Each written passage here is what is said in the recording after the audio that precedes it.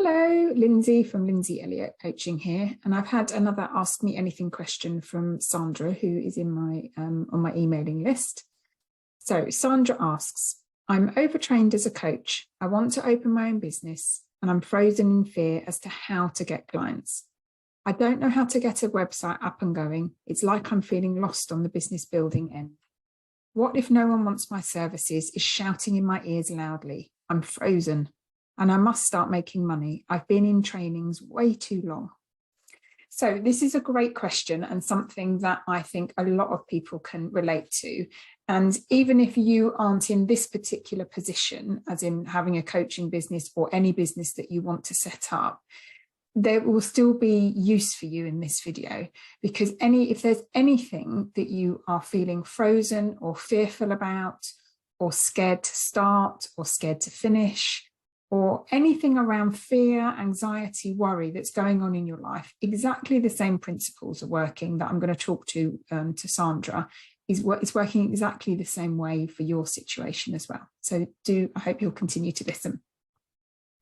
So what we want to see about this is, first off, that when we're going to start something, particularly when we're going to start something new, and particularly when we're going to start something that involves us putting ourselves out there, that is something that our mind will love to latch onto. Because if we know that our sole purpose of our brain, of our mind, is to keep us alive, is to keep the physical body alive, something new, something unknown isn't predictable. And our mind and our brain loves to be able to predict. So I have got other videos on this that talks about how the mind works, which might be helpful for you to listen to if you haven't listened to that. But what we want to see is that because of the newness and particularly the unknownness, this is something that our mind is going to, because it doesn't like the unknown, doesn't like what it can't predict, it doesn't like not knowing the outcome, it's going to try to talk you out of it. So, and innocently, just to keep you safe. Okay, that and safety, not as in physically safe, but as in like emotionally safe. So we want to know first off that is what is going on. So that's what's going on for Sandra, and that is what is going on for all of us when we venture into something new. Now, that doesn't mean that it's true, and it doesn't mean that we have to pay attention to it, but we can know that the record starts playing, the thoughts start coming, and they're usually old habitual thoughts as well. Once they start playing, we want to get a bit suspicious about those. The very major piece of this, though, for Sandra and for anyone else listening, is that we want to see that the feeling of the fear, the feeling of the anxiety and the worry, the feeling of the frozen is not telling you that you shouldn't proceed with setting up your coaching business.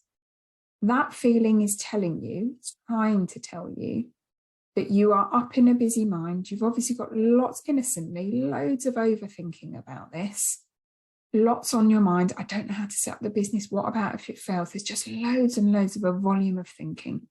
And that fearful and anxious feeling, what if it isn't telling you about the future of your business?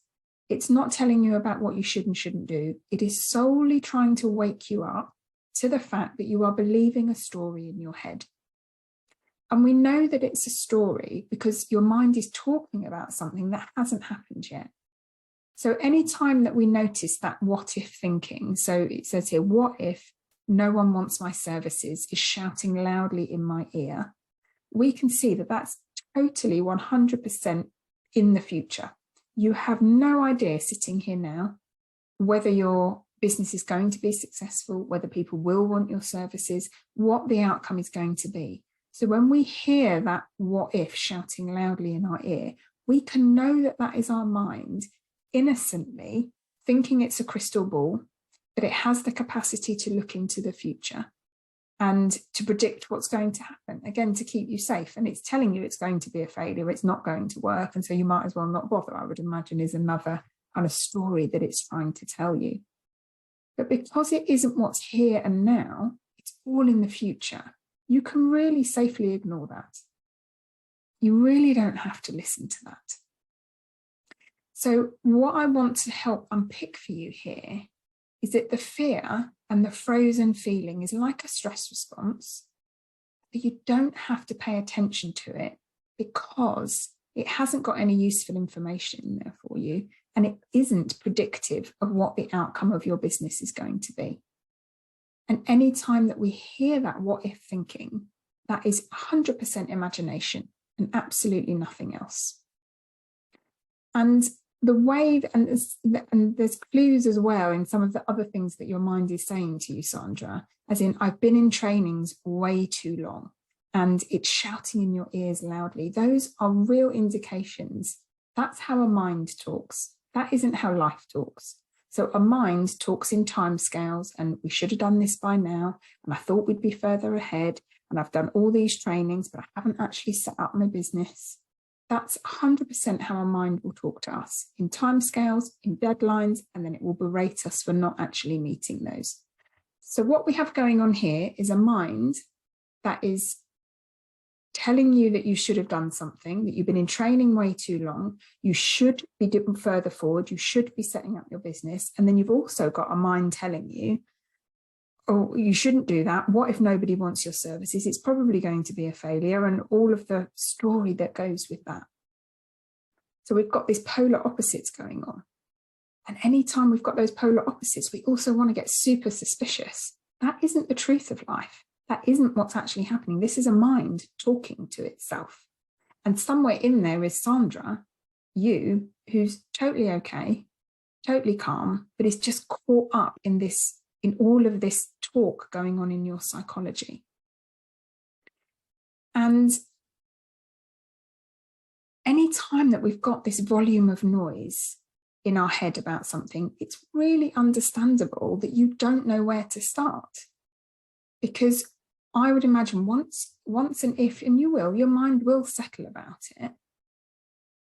When we're in a more settled space, from a quieter mind, we absolutely know what to do next. Like it isn't difficult to set up a website. You might need some support with that. You might need some guidance with that. It isn't difficult to start doing videos like this. It isn't difficult to create something so that people join a mailing list. None of those things are inherently difficult.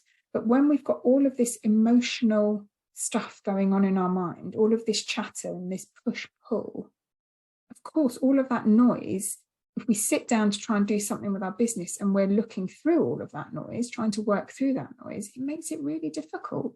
And of course, you're going to feel confused. And I certainly wouldn't recommend trying to start a business from that busy headspace, because it will feel like it's harder work.